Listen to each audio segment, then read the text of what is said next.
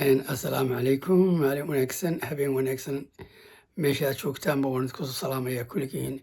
Waxaa Somaliland ka soo jeeda iyo waxayna jecel ee dhegeysanaya imika horumarka aynu gaadhnay.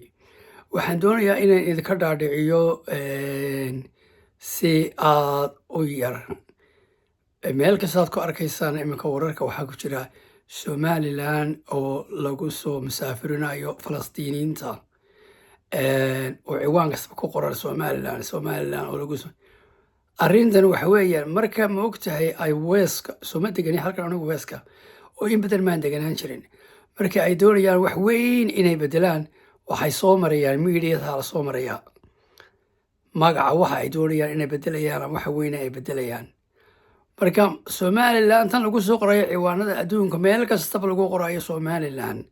iyo Soomaaliya gaar loo kala qorayo laba wadan oo kala gaar ah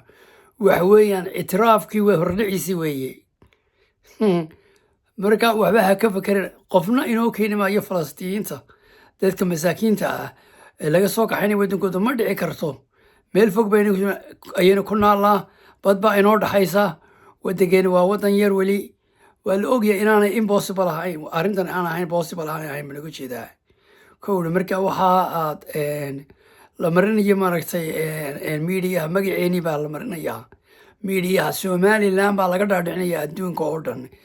inay tahay wadan goonidiisa u taagan sida u fahma arrintu waxa weeyaan inaga la inooga jeedaa in hordhaceeni dadku ogaadaan adduunku ku wada toosan Soomaali imika maalin newspaperka adduunyada oo dhan haddaad eegtid imika waxaa ku qoran Somaliland iyo Soomaaliya oo gaar u kala qoran miyaad fahantay waa hordhaca weeyaan